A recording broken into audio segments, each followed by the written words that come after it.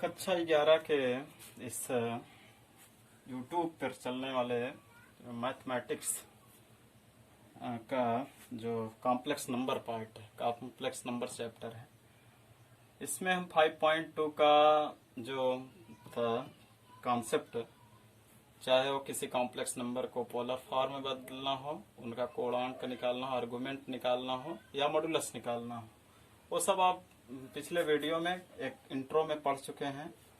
और ये चैप्टर इतना इम्पोर्टेंट है कि जो भी स्टूडेंट चाहे टीजीटी या और भी मैथ के लेक्चरर के रूप में जाना चाहते हैं, उनके लिए भी बहुत ही लाभकारी चैप्टर है। अगर आप मेरे इस वीडियो को प्लेलिस्ट में जो जहां इंट्रो है उसको आप देखेंगे, बहुत अच्छे से आर्गुमेंट को हमने निकालना सिखाया है। अगर आप उस आर्गुमेंट को निकालना सीख गए हैं तो जान लीजिए पोलर फॉर्म में कहीं सवाल गलत नहीं हो सकती। देखते हैं आज कुछ और पोलर फॉर्म है। हमने 5.2 के लगभग 3 सवालें बता रखी थी, और हो सकता है कि बच्चों ने तीसरी की बात लगाई भी हो, तो हम चौथी नंबर प्रयास कर दे रहे हैं। आपका आंसर मिलान कर लेंगे 1 प्लस आई का, हमें -1 प्लस आई का जो है पोलर फॉर्म लिखना है। तो देखते हैं कैसे इसका होगा। तो पोलर फॉर्म लिखने के लिए हमने बताया था आप लोगों को, सबसे पहले इसे कि इस मान ले रहे हैं कि इसका पोलर फॉर्म में होगा, माना इसका पोलर फॉर्म इस रूप में, या माना इसका ध्रुवीय रूप इस तरह, इसका ध्रुवीय, चूंकि ध्रुवीय रूप इस प्रकार है। ध्रुवीय रूप का मतलब होता है कि त्रिकोणमितीय अनुपात, त्रिकोणमितीय रूप में लिखना है, इस प्रकार है। तो इसको हम -1 प्लस आई बराबर r cos theta plus i sign theta मान ले रहे हैं। अब बहुत साइड तुलना कर लेते हैं। तुलना करना, चूंकि अब हमें इन सब की वैल्यू ले आनी है आर, तभी तो क्लियर होगा क्या होगा इसका। ये तो अभी हमने माना है, तो आर चाहिए और थीटा चाहिए। तो देख रहे हैं तुलना करने में क्या मिलता है। तुलना करने पे हमें मिल रहा है आर से आप इसमें मल्टीप्लाई कर लेंगे तो r cos theta plus i r sine theta होगा। तो ए रियल पार्ट होता है, और आर जो इधर मल्टीप्लाई हो जाएगा आई आर साइन थीटा, वो उसका इमेजिनरी पार्ट होगा। तो तुलना करने पे हमें मिलेगा r cos theta is equal -1 और आर साइन थीटा बराबर मिलेगा 1 के। This is equation first and this is equation second. तरीका यह है कि हम इनको दोनों को वर्ग कर दें। समीकरण 2 व फर्स्ट को वर्ग करके जोड़ने पर, कई तरीके हमने इसको बताया है। वर्ग करके जोड़ने पर, तो जोड़ने पर हमें मिलेगा r square cos square theta, वैसे आगे पीछे दोनों चल जाएगा, इसमें r square sine square theta, पहले सेकंड ही लिखें, फिर फर्स्ट बराबर इधर का 1 का स्क्वायर प्लस -1 का स्क्वायर, आर स्क्वायर कॉमन ले लेंगे तो बचेगा sine square theta plus cos square theta और 1 + 1। और इसकी वैल्यू आप त्रिकोणमिति से जानते हैं, मैं जानते हैं, उनको ध्यान रखें। आर स्क्वायर बराबर है 1, इसकी वैल्यू 1 और 2, आर बराबर हो जाए आर स्क्वायर एक कम आर स्क्वायर बराबर 2, या आर बराबर हो जाएगा √2 के। एक और भी तरीका था इसका, जैसे आर की वैल्यू निकालनी है तो आपको बताए थे आर बराबर निकलता है रियल पार्ट का स्क्वायर प्लस इमेजिनरी पार्ट जो है, इमेजिनरी पार्ट का स्क्वायर। तो रियल इसमें जैसे है -1, तो आप ऐसे कर देते -1 का स्क्वायर प्लस इमेजिनरी है हमारे पास वो भी 1, तो 1 + 1 अर्थात √2 आ जाता है। डायरेक्ट भी आ जाता है, लेकिन ये भी तरीका है। तो आपका आर निकल आया, ए आर की जगह क्लियर हुई, क्या होगा √2 होगा। ±√2 भी लिख सकते हैं क्योंकि वर्गमूल है उसका। फिर अब क्या करते हैं इसके बाद हम देखें। अब हमें चाहिए कोणांक थीटा, तो हम इनको सब भाग दे देते हैं। समीकरण 2 डिवाइडेड समीकरण 1, तो मिलेगा r sine theta upon r cos theta और -1, 1/-1 आएगा। ध्यान दें, इनको हम एनसीईआरटी में सब मॉड्यूलस लेके चलते हैं ताकि जो है कोण निकालने में ज़्यादा दिक्कत ना हो। 1 में -1 अपान होगा तो -1 आएगा और tan थीटा मॉड्यूलस माइनस को हटा देगा और फिर थीटा की वैल्यू हमको यहाँ से मिलती है। tan थीटा बराबर tan कितने अंश की वैल्यू है, tan 45 की है। tan थीटा बराबर tan 45 tan π/4, दोनों के एंगल तुलना करेंगे तो हमें मिल क्या रहा, π/4। लेकिन क्या ये आर्गुमेंट सही होगा, क्या फॉलो करेगा इस कॉम्प्लेक्स नंबर के लिए? क्योंकि हमने मॉडुलस यूज कर लिया, मॉडुलस से उससे नेगेटिव तो हट जाता है। हमें फर्स्ट क्वाड्रेंट का जो है आर्गुमेंट मिल रहा है। अब आर्गुमेंट को हमें वो आर्गुमेंट लेना है जिसमें कॉम्प्लेक्स नंबर स्थित है। तो हमारा कॉम्प्लेक्स नंबर -1 + i था।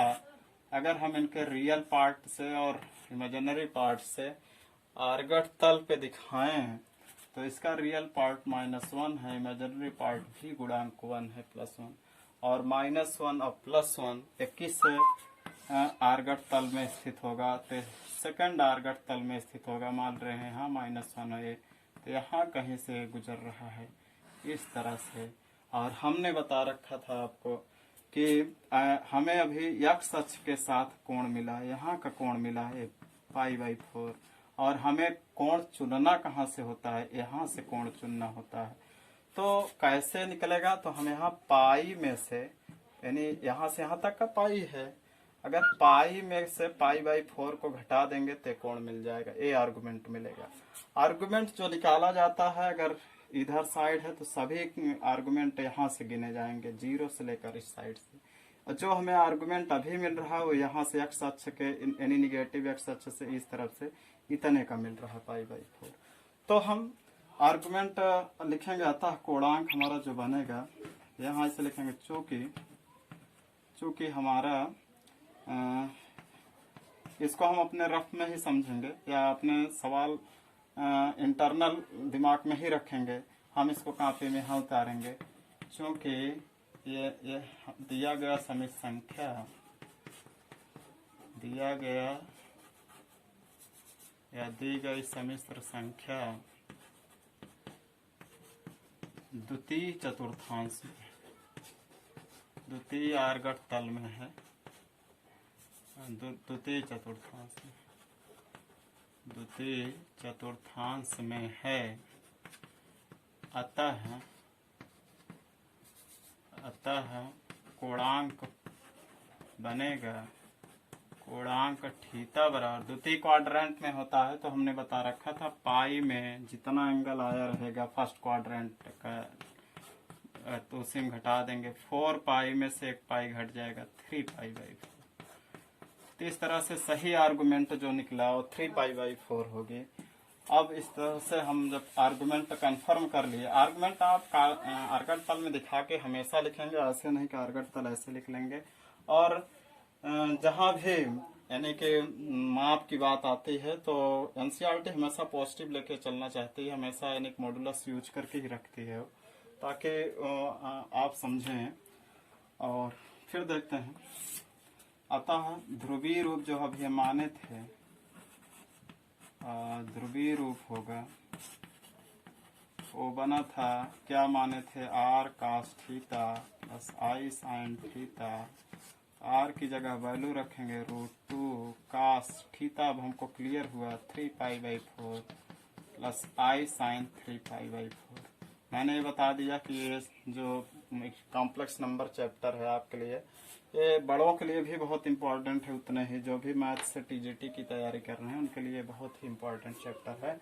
आर्गुमेंट में सबसे ज्यादा सवाल आते हैं, आर्गुमेंट क्लियर नहीं रहता है लोगों का, तो कॉन्सेप्ट आप इससे जरूर देखें एक बार। आगे देखते हैं,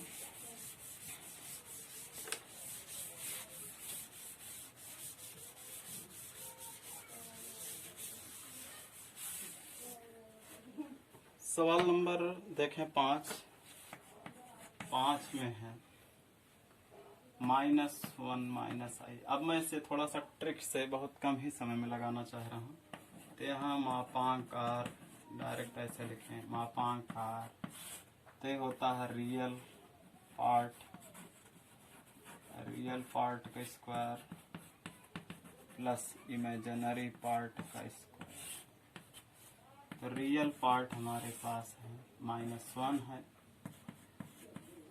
और इमेजिनरी का गुणांक भी -1 है और 1 1 कम 1 प्लस 1 ये अंडर रूट फिर 2 आ गया। तो मॉडुलस निकालने में या मापांक आर निकालने में कोई दिक्कत नहीं होती है। फिर आगे देखें, कोणांक के लिए हमने एक फार्मूला बता रखा था, आप लोग ध्यान दिए होंगे। tan फाई बराबर होता है इमेजिनरी बटा इमेजिनरी पार्ट अपान, इसको मैंने प्रूफ भी करा रखा था, और रियल पार्ट।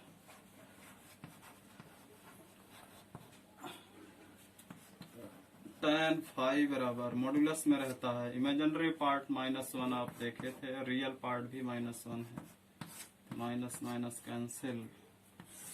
इससे और बहुत जल्द ही सवाल लग जाती है। फाई बराबर मॉडुलस 1 आया, मॉडुलस 1 की वैल्यू एक तरह से 1 ही होगी।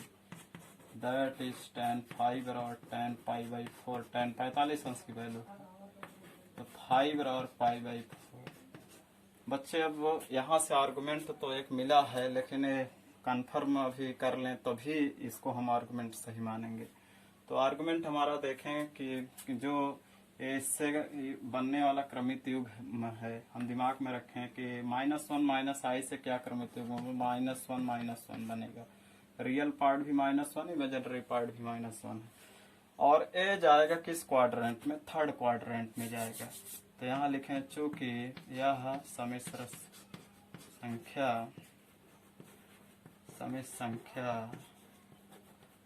तृतीय चतुर्थांश में होगी, तृतीय चतुर्थांश में स्थित है, चतुर्थांश में स्थित है। अतः कोणांक ध्यान दें, हम इसको एक बार बताए रखे थे, क्या बताए थे, प्लीज इसे इस तरफ से नोट कर लेंगे वीडियो पॉज करके। हम यहाँ थोड़ा सा मिटाएंगे इसको अच्छे से और सीखें। ये कुल मिला के हमारा इस तल में आएगा -1, इधर -1, यहाँ कहीं से ऐसे, यानी कॉम्प्लेक्स नंबर है। और एक कोण जो अभी हमें मिला है वो x अक्ष के साथ a मिल रहा है, पाई बाई 4। ध्यान दें, अगर ऊपर होता ये 0 से पाई, यहाँ से यहाँ तक का कोण लिया जाता है। अगर फिर और आता तो यहाँ तक का कोण नहीं घूमते हैं कि यहाँ से लेकर के यहाँ तक पूरा कोण लिखें, बल्कि हम उधर न मुड़ करके इधर से कोण लिया जाता है, इस तरह से, यानी 0 से -पाई। इधर नीचे की ओर चलेंगे तो 0 से -पाई के होता है। तो -पाई है तो हम इसमें से माइनस बाहर कर ले रहे हैं, पाई में ए पाई बाई 4 को सब्ट्रैक्ट कर लें। हमने बता भी रखा था थर्ड क्वाड्रेंट में है, तो अगर 0 से नीचे की ओर आएंगे तो -पाई है, तो माइनस बाहर करके पाई में इस कोण को हम सब्ट्रैक्ट कर लेंगे, यानी पूरे कोण में एक मिनट -पाई है, -पाई 180 में ए वाला कोण जब घटेगा तो हमें ए वाला कोण मिल जाएगा। तो ए वाला कोण ले आने के लिए क्या करें, तो कोणांक थीटा बराबर जो बनेगा वो -पाई माइनस जितना आया है पाई बाई 4, तो घटाएंगे तो हमें मिलेगा थीटा बराबर -पाई, 4 पाई में से एक पाई घट जाएगा तो 3 पाई बाई 4। इस तरह से आया इसका आर्गुमेंट, -3 पाई बाई 4। जो फाई आया है, फाई क्या, उसको कोणांक सही जो कोणांक होगा, जो चतुर्थांश में सही आर्गुमेंट यूज हो रहा है, अब उसको थीटा लिखते हैं।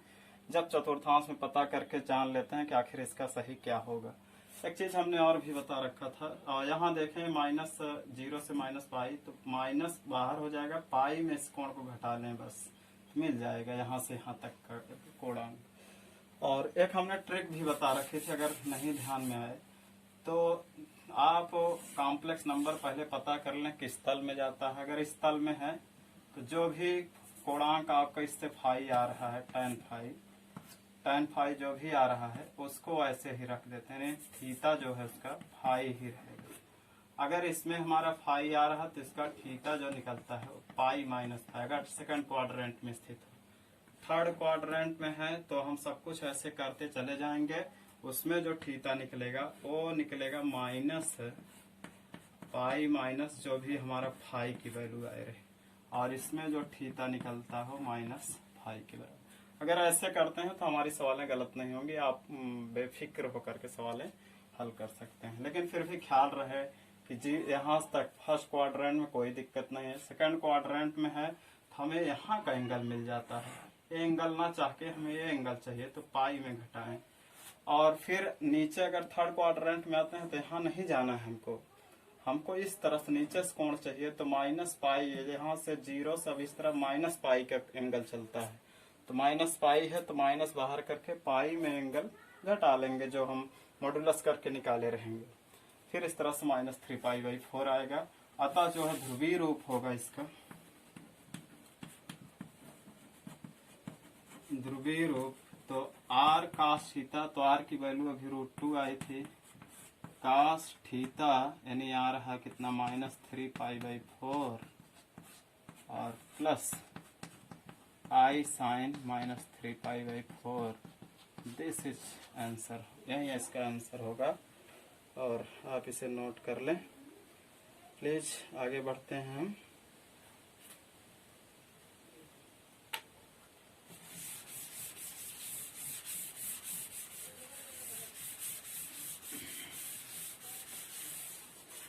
कुछ सवालों को अब हम छोड़ें, जैसे कुछ है ऐसे -3, एक छठवीं सवाल और बता दे रहे हैं।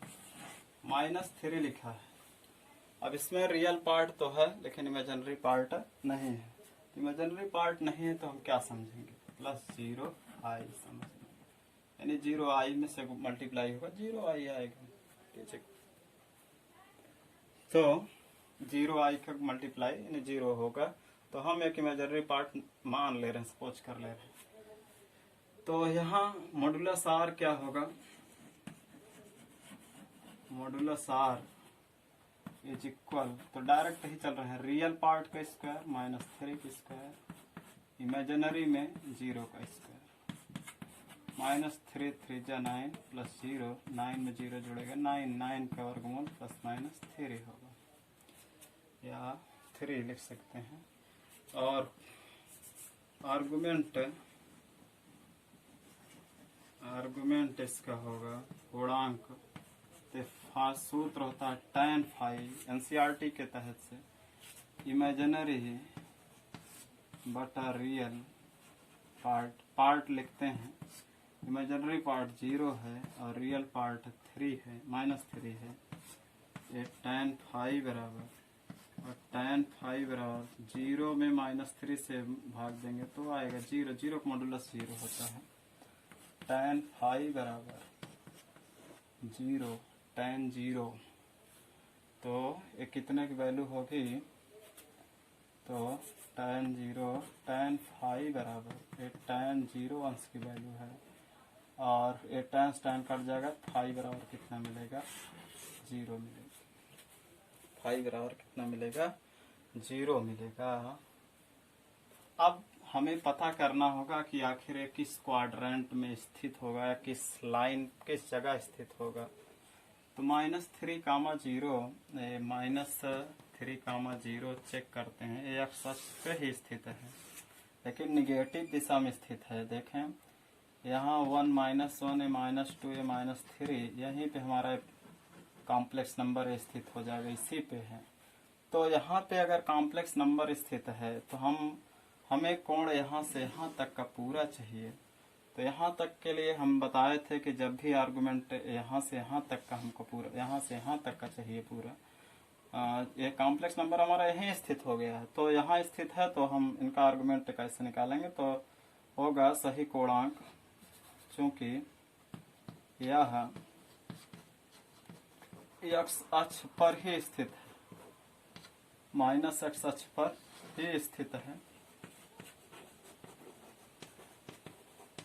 और ये कुल मिला के द्वितीय क्वाड्रेंट का बॉर्डर, द्वितीय और तृतीय क्वाड्रेंट का बॉर्डर ही एक तरफ द्वितीय क्वाड्रेंट यहीं से खत्म होता है, तो हमको इनको द्वितीय क्वाड्रेंट मिलेंगे। अतः कोणांक, सही कोणांक जो है वो थीटा बराबर पाई माइनस ए जी, जो कोण आया है 0 घटा दें तो हमें मिलेगा एक तरह से थीटा बराबर केवल पाई के। कोणांक हमें मिला है पाई, तो इस तरह से जो ध्रुवीय रूप होगा इस सवाल का, तब पोलर फॉर्म इसका होगा, polar form r cos theta plus i sign theta. R की जगह वैल्यू आप 3 पाए हैं, प्लस माइनस 3 लिख लें। थीटा की जगह cos pi plus i sine. Please note it down. बहुत ही बेहतरीन सवाल है भी थी एक। आगे बढ़ते हैं।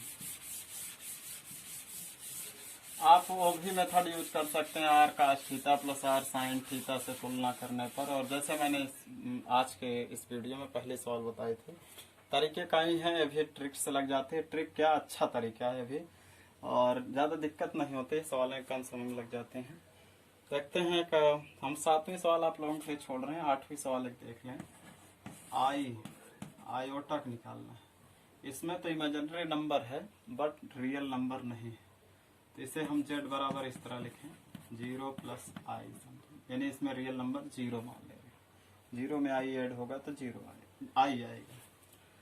तो यहाँ modulus r modulus z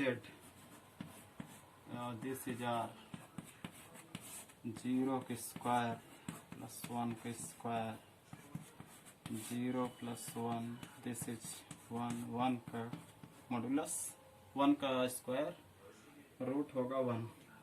again अब हमें आर्गुमेंट निकालना है। Argument z, argument of z, तो ये किससे व्यक्त करते हैं, tan phi modulus imaginary part बटा रियल पार्ट।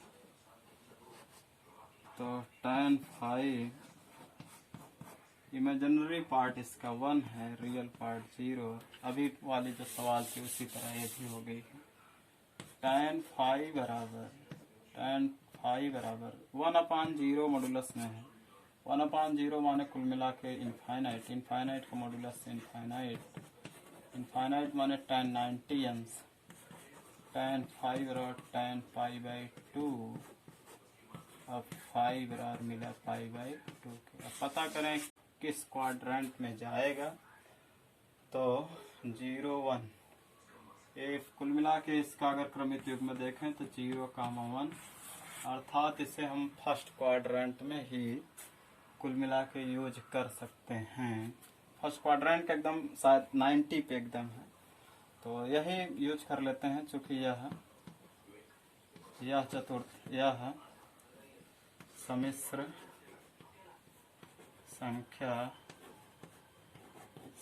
संख्या प्रथम चतुर्थांश के y अक्ष पे स्थित है, के y अक्ष पर स्थित है। ये सेकंड में भी बॉर्डर पे है, 90 पे है, तो कोई दिक्कत नहीं होगी। तो फाई बराबर ये है, तो तब कोणांक क्लियरली कोणांक यहीं रह जाएगा। फर्स्ट क्वाड्रेंट के लिए चेंज नहीं होता है। थीटा बराबर यानी फाई के, थीटा बराबर पाई बाई 2। अब आप थीटा की वैल्यू पा गए हैं, आर की वैल्यू पा गए हैं, इसमें रख दीजिए। R cos theta plus i sign theta में हो जाएगा कंप्लीट। आते हैं 5.3 का कॉन्सेप्ट देखते हैं। Please note it down. आप इस आर्गुमेंट वाला चैप्टर को एक बार 2 बार और रिपीट कर लेंगे, ये बहुत ही काम का है आगे क्लासेस के लिए भी और बेहतरीन आगे के लिए भी है। अब हम आपको चूंकि इस चैप्टर में कॉम्प्लेक्स नंबर बहुत थोड़ा सा एक कहें कि एनसीईआरटी बहुत ही कम दिया है सवाल है, जितनी इसमें होनी चाहिए कॉम्प्लेक्स नंबर की वो बहुत ही सूक्ष्म कर दिया है। आप पुरानी बुकों को या आर डी शर्मा की बुक लेकर के इसे और अच्छे से पढ़ें, और ज़्यादा सवाल इसमें से लगाए हैं। देखें 5.3 का क्या है। चूंकि इस चैप्टर के साथ क्वाड्रेटिक इक्वेशन भी जुड़ा है और उसमें उस क्वाड्रेटिक इक्वेशन को अब हमें पढ़ना है जो क्वाड्रेटिक इक्वेशन का सॉल्यूशन आप कक्षा 10 में छोड़ देते थे। कैसे?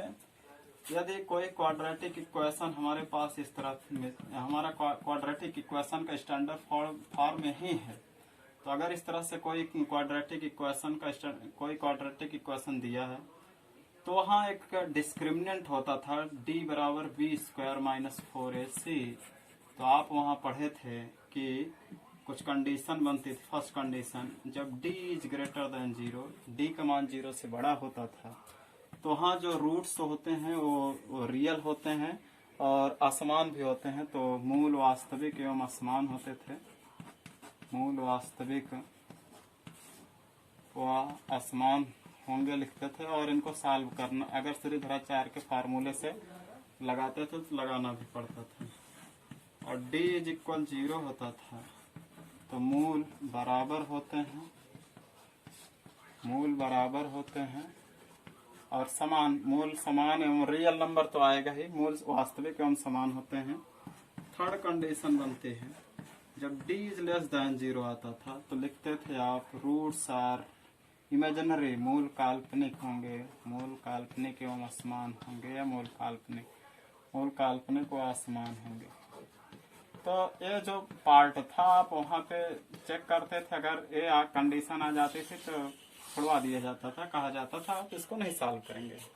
लेकिन अब इसका कॉन्सेप्ट आज सीख ले रहे हैं तो अब इनको हमें पढ़ना। कॉन्सेप्ट क्या सीखना था उसमें, जो हम जो श्रीधराचार्य फार्मूला यूज करते थे -b plus -b square minus 4ac, तो उसमें यही जो है कभी कभी इनको हल करने पे यहाँ निगेटिव आ जाता और निगेटिव का वर्गमूल निकलता नहीं था। लेकिन अब जो है नई तकनीक गणित की आई है कि अगर जहाँ निगेटिव संख्या जैसे -25 आ गया था तो हम वर्गमूल नहीं लिखते थे। अब इसको हम ऐसे लिख लेंगे 25 अंडर रूट -1, तो इनको हम आयोटा के बराबर दिखा देंगे तो आराम से एक संख्या इमेजिनरी वाली मिल जाएगी, तो सॉल्व भी हो जाएगा, दिक्कत भी नहीं बनेगी। तो आप इसे भी नोट कर लें। और इसमें इस चैप्टर में केवल आप यही थर्ड वाला जो छूटा था हाई स्कूल में, इस पे ढेर कई सवाल हैं। और क्वाड्रेटिक इक्वेशन हल करने का एक जो श्रीधराचार्य फार्मूला है यहाँ भी अप्लाई होगा और उससे हम सॉल्व करते हैं 5.3। देखते हैं, प्लीज नोट इट डाउन।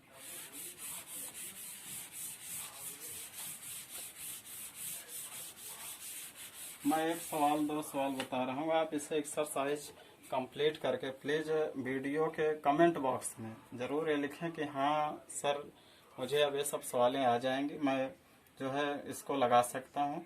तो इससे थोड़ा तेजी होगी और जल्द जल्द आपको मैथमेटिक्स 11th में बहुत चीज़ें सीखने को मिलेंगी। बहुत अच्छा 11th जितना अच्छा है उतना 12th अच्छा नहीं होता है।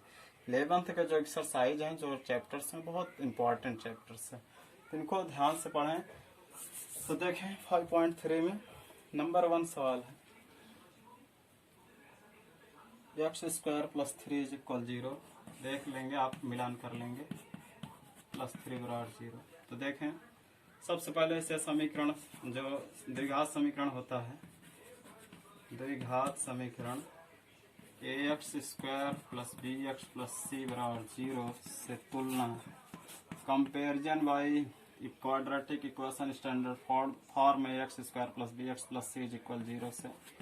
तो आप इंग्लिश मीडियम वाले भी जो वीडियो को देखें वो समझें कि कोई क्वाड्रेटिक इक्वेशन है उसको हम स्टैंडर्ड फॉर्म से x square plus bx plus c is equal 0 से कंपेरिजन कर रहे हैं। देखें एक्स स्क्वायर गुणांक यहाँ कुछ दिख नहीं रहा तो समझेंगे 1 है, तो a बराबर 1, x है ही नहीं, x तो है ही नहीं है तो b के गुणांक 0 और c बराबर ये बचा कुचा जो है वो वेरिएबल्स कांस्टेंट है, c इज इक्वल 3। यहाँ देखें डिस्क्रिमिनेंट d इज इक्वल, कर निकाल के चेक भी कर लें कि क्या अप्लाई होगा कि नहीं। 4 × 1 × 3 तो 0, 4 एकम 4 3 बार। आप देख रहे हैं d की वैल्यू कितनी आ रही है, -12, जो कि क्या है 0 से छोटी है। तो यहाँ पे हम अर्थात लगा सकते हैं जो क्वाड्रेटिक इक्वेशन का फार्मूला, और आयोटा का यूज भी हो सकता है इस सवाल में। तो देखते हैं। तब द्विघात समीकरण का जो मूल सूत्र है उससे लगाएं। तब सूत्र x निकालने का फार्मूला है प्लस माइनस बी स्क्वायर, यहाँ कैपिटल डी ही लिख सकते हैं चाहे, -4 -2a माइनस बी की वैल्यू इसमें 0 है, प्लस माइनस बी स्क्वायर अर्थात 0 की स्क्वायर -4ac3 है 2 × 1 x बराबर 0 माइनस एन को उसमें मिला के 0 होगा। 0 4 एकम 4 3 12 2 1 2। फिर आगे x बराबर 0 प्लस माइनस से 12 हो जाएगा अपॉन 2, और -12 को आप कैसे लिख सकते हैं देखिए। x बराबर 0 प्लस -12 को लिख सकते हैं 12 × -1। अंडर रूट में लिखेंगे इसको, अंडर रूट -1 इसमें मल्टीप्लाई करेंगे तो अंडर रूट -12 ही आएगा।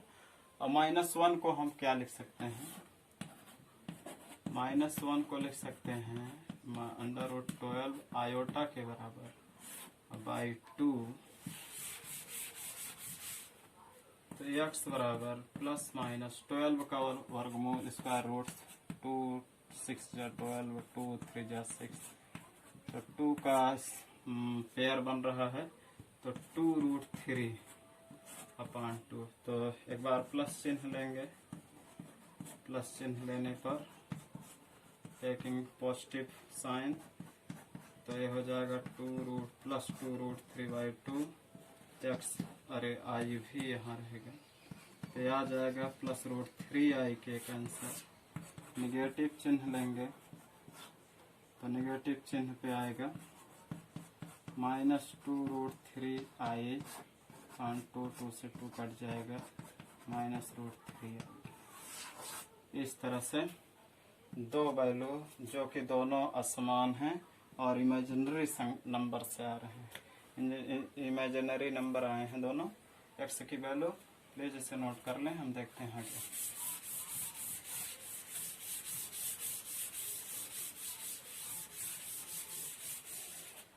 कुल मिला के हाई स्कूल की ही तरह है ये भी। एक सवाल और देखते हैं, फिर आप इसे सॉल्व करेंगे, फिर बताएंगे जैसे होगा। दूसरे 2x² प्लस x प्लस 1 बराबर 0। देखें इसे भी।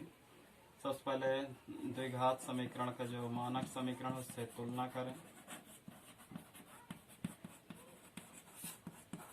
0 से तुलना करने पे हमें मिलेगा क्या, x² के साथ है, x² के साथ 2 है तो a बराबर 2, x के साथ b है, x के साथ यहाँ कुछ नहीं दिख रहा तो समझेंगे 1। जहाँ कुछ नहीं, अगर गुणा ओ है वेरिएबल्स तो उसका जो कोफिशिएंट होगा वो 1 होगा, और कांस्टेंट इसमें c 1 है। तो डिस्क्रिमिनेंट निकाल के चेक कर लेते हैं, उसे चेक करने की कोई ज़रूरत नहीं होती, हम लगाएंगे वहाँ खुद ही सूत्र में पता चलेगा क्या कैसे है। तो हियर विविक्तर discriminant d is equal b² -4ac, d b की जगह 1 की स्क्वायर -4 × 2 × 1 4 दूनी 8 कम 8 -7। देखते हैं यहाँ सूत्र